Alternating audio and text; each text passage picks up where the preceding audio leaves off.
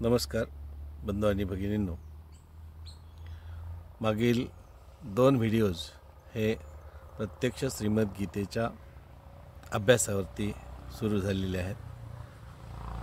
साधारणपणे प्रत्येक व्हिडिओमध्ये त्या अध्यायातले केवळ 2च श्लोकांचा समावेश केलेला आहे। त्यामुळे हे व्हिडिओज 10 मिनिटांच्या साधारण कालावधी एवढे आहेत। आपण सर्वांनी त्याचा लाभ घ्यावा। पहिलाच अध्याय सुरू आहे अर्जुन विषाद योग, त्याच्यातले 4 श्लोक झालेले आहेत। आज आपण 5वा आणि 6वा श्लोकाचा अभ्यास करूया। मित्रांनो, आपल्याला श्रीमद भगवद्गीतेचं महत्त्व यापूर्वीच्या व्हिडिओजमध्ये मी सांगितलेलं आहे, तरीही पुन्हा एकदा सांगतो। श्रीमद भगवद्गीता हे वेदांचं सार आहे, वेदांत आहे। याला गीतोपनिषद असं म्हटलं जातं, जे उपनिषदांचा दर्जा दिलेला आहे। हे धर्मशास्त्र आहे, योगशास्त्र आहे आणि इतक्या महत्त्वाच्या ग्रंथाचा आपल्याला अभ्यास नसावा याबद्दल मला खंत वाटत होती आणि त्यामुळे मी कालच एकूण 25 पारायणं गीतेची पूर्ण केली आणि यथाशक्ती जे मला आकलन झालेलं आहे गीतेचं ते आपल्यासमोर मांडण्याचा प्रयत्न करत आहे। हे मांडत असताना जिथे जिथे कुठे म्हणून काही पुरावे, काही वैज्ञानिक बाबी यांचा संदर्भ येत असेल तर तोही स्पष्ट करण्याचा प्रयत्न करतो आहे।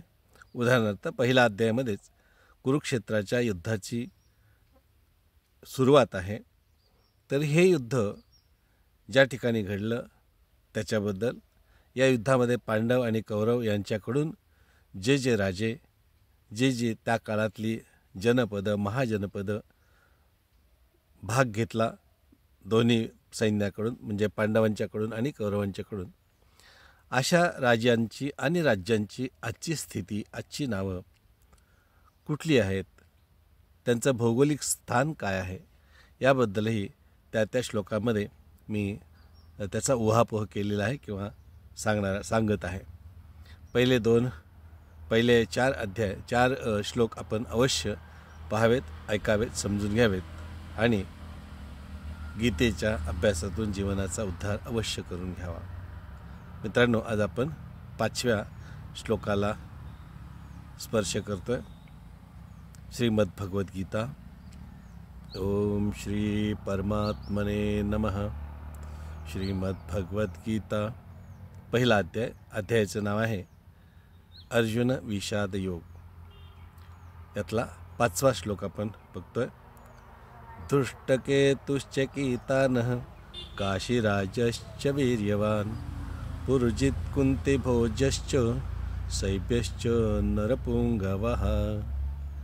या श्लोकामध्ये पांडवांच्या बाजूने जे जनपदांचे राजे युद्धामध्ये सहभागी झालेले आहेत त्यांच्याबद्दल दुर्योधन आपले जे गुरु आहेत द्रोणाचार्य यांना सांगत आहे आणि दुर्योधन जे द्रोणाचार्यांना सांगत आहे ते संजय धृतराष्ट्राला त्यांच्याशी संवाद करून धृतराष्ट्राला सांगत आहे। कुठल्या राजांचा याच्यामध्ये उल्लेख आला ते आपण बघूया। याच्यामध्ये धृष्टकेतू, चेकितान, काशीराज, पुरुजित, कुंतीभोज आणि शैब्य या राजांचा उल्लेख याच्यामध्ये झाला किंवा या वीरांचा उल्लेख झाला जे पांडवांच्या बाजूने लढणार होते। आता हे कोण आणि कुठल्या राज्याचे होते ते आपण थोडक्यात बघूया। धृष्टकेतू हा शिशुपालाचा मुलगा। आपल्याला शिशुपाल पौराणिक संदर्भ माहिती असेल। भगवान श्रीकृष्णांनी याचे 100 अपराध मान्य केले, पण त्याच्या पुढच्या अपराधाला त्याला शासन केलं। तर तो जो शिशुपाल आहे त्याचा हा मुलगा धृष्टकेतू हा चेदी देशाचा राजा आहे। चेदी देश हा आजच्या उत्तर प्रदेशाचा भाग होता। त्यानंतर चेकितान हा पांडवांचा सेनापती आणि यादववंशी राजा आहे। आता सेनापती या शब्दाबद्दल थोडंसं बघूया आपण। 18 औक्षणी सैन्य पांडव आणि कौरव यांच्याकडून एकूण मिळून काम करत होतं किंवा युद्धामध्ये लढत होते। प्रत्येक एका क्षणी सैन्याचा एक एक सेनापती असायचा. असे 18 सेनापती दोन्ही बाजूकडून नेमले गेलेले होते. त्यापैकी चेकितान हा पांडव सेनेचा एक सेनापती होता. त्यानंतर काशीराज या एका राजाचं वर्णन इथे येत आहे. आजचं जे पवित्र क्षेत्र आहे काशी, या काशीचा राजा, याच काशीराजने, ज्याचा उल्लेख महाभारतामध्ये किंवा गीतेमध्ये आहे, त्या राजाने त्या पवित्र काशी क्षेत्राची स्थापना केल्याचा उल्लेख आढळतो. पुढे आहे पुरुजित. पुरुजित हा कुंतीचा भाऊ. कुंती आपल्याला माहिती आहे पांडवांची माता, तर त्या कुंतीचा भाऊ आहे. कुंतीभोज हा कुंतीचा पालक पिता आहे, दत्तक पालक पिता आहे. जन्म दिलेला वेगळा आहे राजा, मात्र पालनपोषण कुंतीभोजांनी केलेलं होतं. त्यानंतर शैब्य या एका राजाची आपल्याला इकडे उल्लेख येतो. तर हा शैब्य म्हणजे पांडू राजाच्या ज्या 2 पत्नी होत्या, त्यापैकी माद्री नावाची जी पत्नी होती, त्या माद्रीचा हा सख्खा भाऊ. म्हणजे माद्रीपासून जे 2 पांडवांनी जन्म घेतला, त्यापैकी शेवटचे 2 नकुल आणि सहदेव, या नकुल आणि सहदेवांचा हा सख्खा मामा लागतो. आता जरी इथे मी तुम्हाला सांगितलं असतं पांडव सेनेकडून याने लढाईमध्ये उतरलेला होता, पण जेव्हा तो कुरुक्षेत्रावरती युद्ध सुरू होतं म्हटल्यानंतर तो आपल्या राज्यातून जेव्हा कुरुक्षेत्रावरती येत असतो, त्यावेळेला दुर्योधन त्याला कपटाने आणि विविध आमिषे दाखवून आपल्या बाजूला वळवून घेतो. आणि म्हणून पांडवांचा मामा लागत जरी असला हा, तरी या शैब्याने युद्धामध्ये प्रत्यक्षपणे कौरवांच्या बाजूने लढलेला आहे. तो अतिशय सर्वोत्तम असा धनुर्धारी होता. तो युद्धामध्ये कर्णाचं सारथ्य किंवा कर्णाच्या रथाचा सारथी म्हणून याने युद्धामध्ये भाग घेतलेला होता.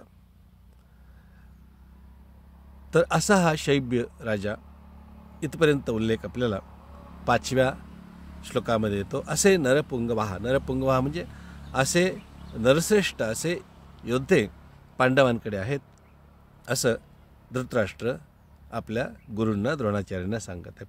पुढच्या श्लोकामध्ये 6व्या श्लोकामध्ये सुद्धा तेच वर्णन, आणखीन काही राजांच्याबद्दल तो बोलतो आहे. श्लोक 6.